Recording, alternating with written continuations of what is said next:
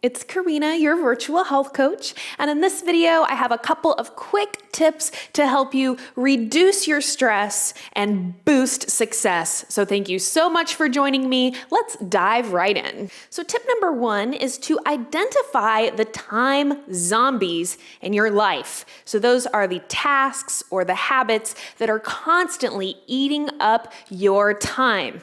And if you need help doing this, you can keep a little journal or just keep track on a little notepad of how long different things take you to do. And what you'll find is that there's all kinds of little things throughout your day that are just eating up your time unnecessarily. And once you've identified your time zombies, you can start coming up with solutions and remedies so those things don't eat up so much of your time. Now, one example that has been very helpful to me is using a scheduling tool to save me all the time that I have spent scheduling the fitness appointments for our various presenters. And in my health coaching business, I use this scheduling tool to help me coordinate my health coaching sessions. So 10to8.com is actually sponsoring this video in part, and they reached out to me about reviewing their scheduling tool. Now, at first, I kind of felt like, I don't know if that really fits in a health and wellness channel. And then I realized that, you know what? Stress is a huge problem that affects everybody. So something like this that can save you time and save you stress actually fits in perfectly. So I want to show you this 10to8 more detail at the end of the video. This is an awesome tool. You can even customize it with your branding, have multiple logins. This is a great way to offer 24/7 appointment booking to your clients. Tip number 2, recognize that when we're talking about stress, there's 2 different things we can do. We can actually reduce the amount of stressful situations that we encounter, but we only have so much control in actually avoiding stressful situations. And then the second thing is having almost a toolbox available to you of things that you do to help handle those stressful situations, which are going to inevitably occur. So you want to literally start practicing handling stress with grace and with patience. And of course, this is easier said than done, but you just have to start somewhere. Now, one really great example is the practice of yoga.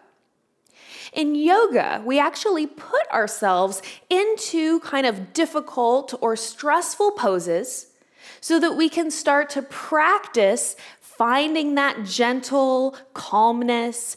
A lot of times you'll hear a yoga teacher instruct to relax your face.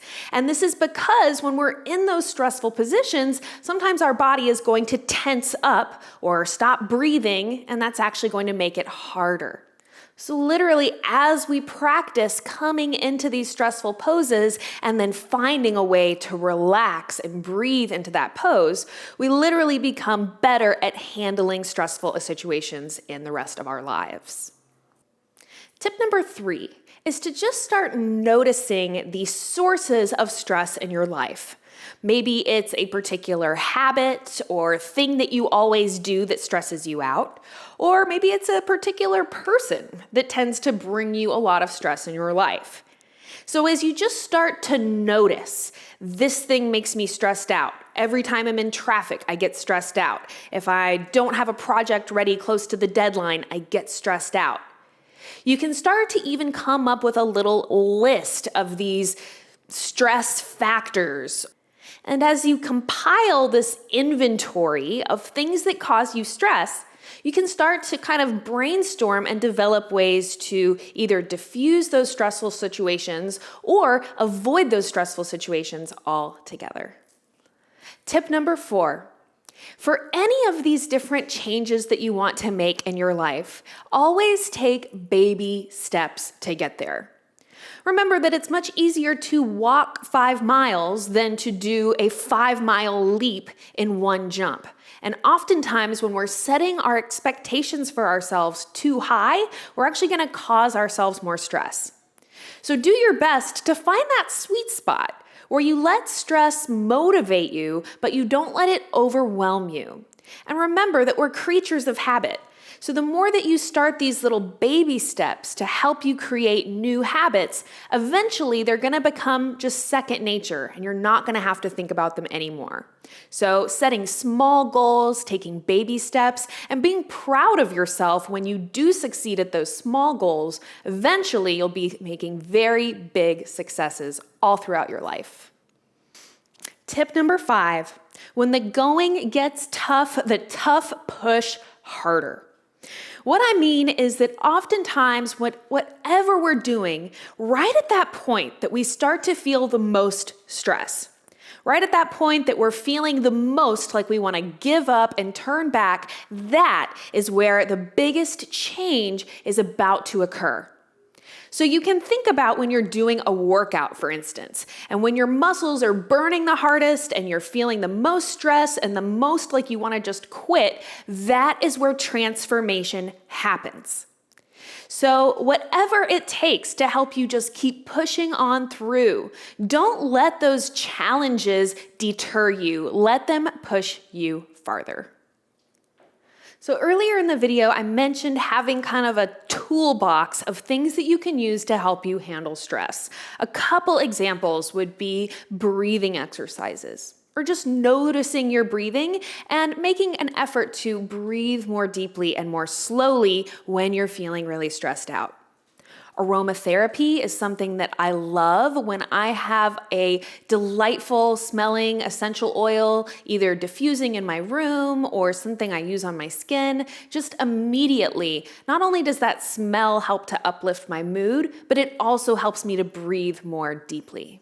Another great technique is to think about something or someone that you're really, really grateful for and that you really, truly love. So for me, it's oftentimes my dog that I think about, or just whatever it is in your life. Something that just brings a little smile to your heart is a great thing to think about when you're feeling a lot of stress.